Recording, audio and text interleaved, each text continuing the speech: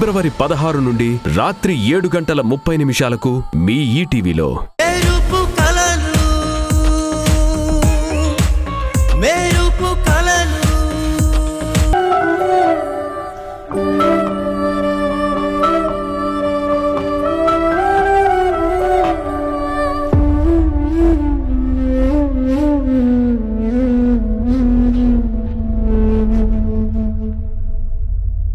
ఏంటి అలా ఆలోచిస్తున్నావు?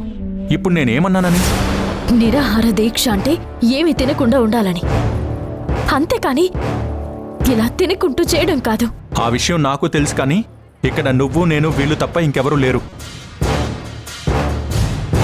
ఎవ్వరూ చూడడం లేదు.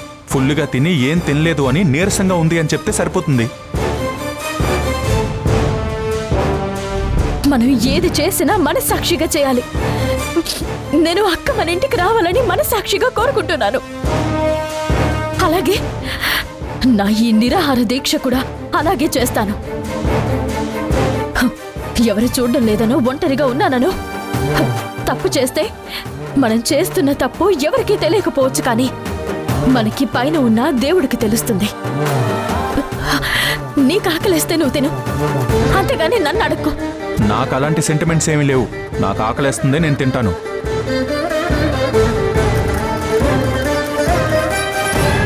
నీలాగా మూర్ఖంగా తిండి మానేసి నేను ఉండలేను.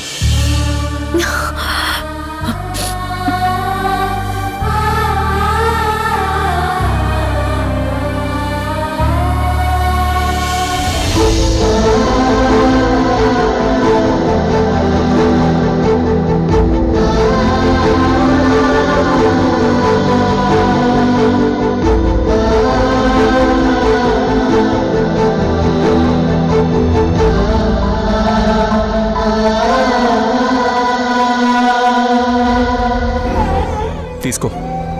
రై తిన్రా. వద్దులేరా. సార్ సార్ సార్ రై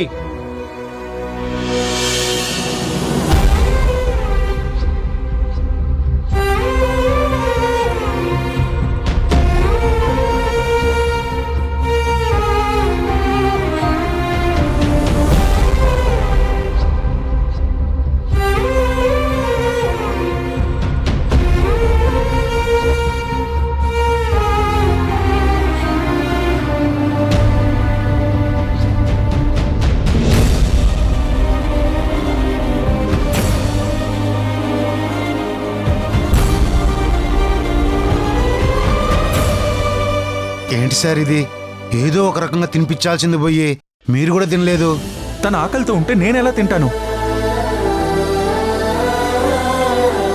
సీను, మీరు వెళ్ళండి. ఏదైనా అవసరం ఉంటే కాల్ చేస్తాను. పర్లేదు సార్, మేము ఇక్కడే ఉంటాం. సార్ మిమ్మల్ని వదిలేసి ఎలా వెళ్తాం సార్? తనకి తోడుగా నేనున్నాను సీను. నాకు తోడుగా తనుంది. పర్వాలేదు, మీరు వెళ్ళండి. ఏదైనా అవసరం ఉంటే నేను కాల్ చేస్తాను. అలాగే సార్. ఓకేరా వాసు.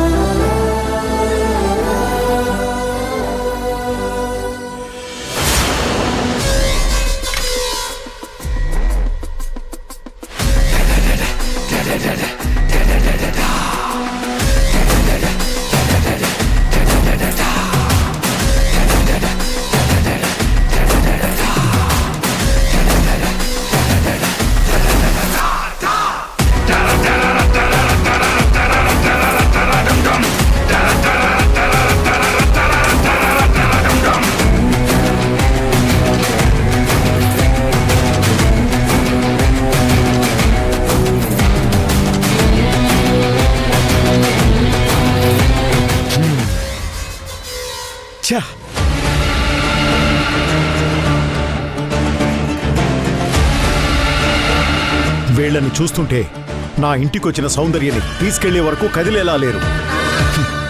సంయుక్త మొండితనం చూస్తుంటే సౌందర్య కూడా ఏదో ఒక టైంలో సంయుక్త మాట వినేలా ఉంది. అలా జరగకుండా ఉండాలంటే వీళ్ళని వెంటనే ఇక్కడి నుంచి పంపించేయాలి.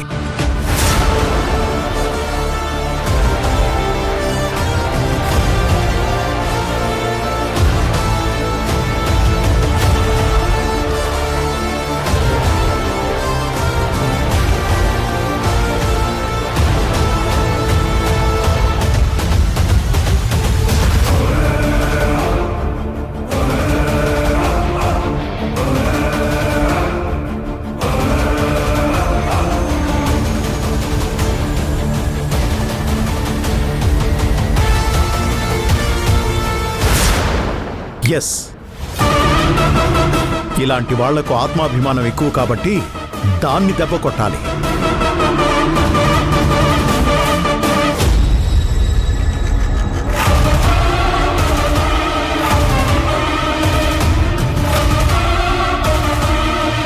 హలో, నేను ధర్మతేజ్ని మాట్లాడుతున్నాను. మీరొక పని చేయండి.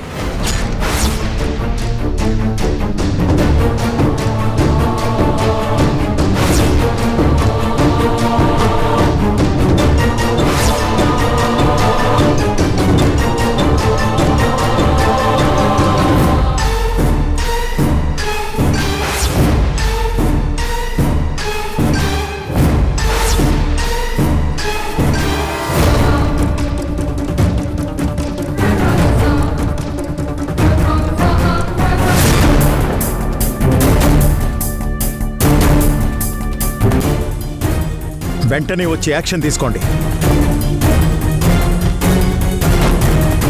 సార్,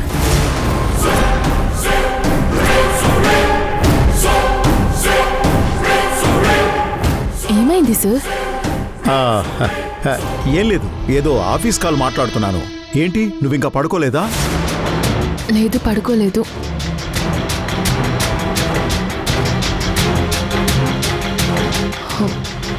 లేదు సార్, నిద్ర రావడం లేదు. బయట సంయుక్త అలా ఉండడం నాకు చాలా ఇబ్బందిగా ఉంది.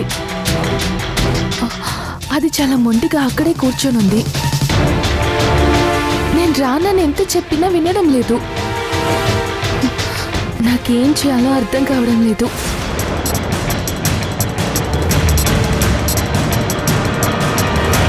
సౌందర్య, నువ్వు ముందు అలాంటి వాళ్ళ గురించి పట్టించుకోవడం మానేయాలి. మనం ఎదుగుతుంటే ఇలా వెనక్కి లాగడానికి చాలా మంది తయారవుతుంటారు. మనం వాళ్ళని పట్టించుకుంటే మనము ముందుకు వెళ్ళలేం. చీకటి పెరిగిన కొద్దీ చలి పెరుగుతుంది. అది తట్టుకోలేక వాళ్లే వెళ్ళిపోతారు. నువ్వు వెళ్ళి పడుకో, అంతా సర్దుకుంటుంది.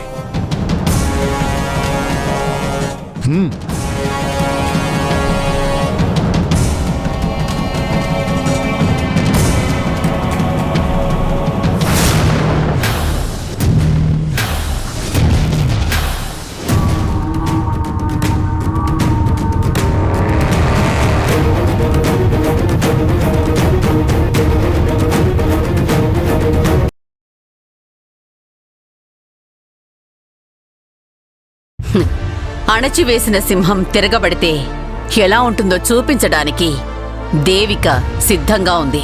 తప్పక చూడండి జీవన తరంగాలు. ఈ నెల 16 నుండి సోమవారం నుంచి శుక్రవారం వరకు మధ్యాహ్నం 3:30 నిమిషాలకు.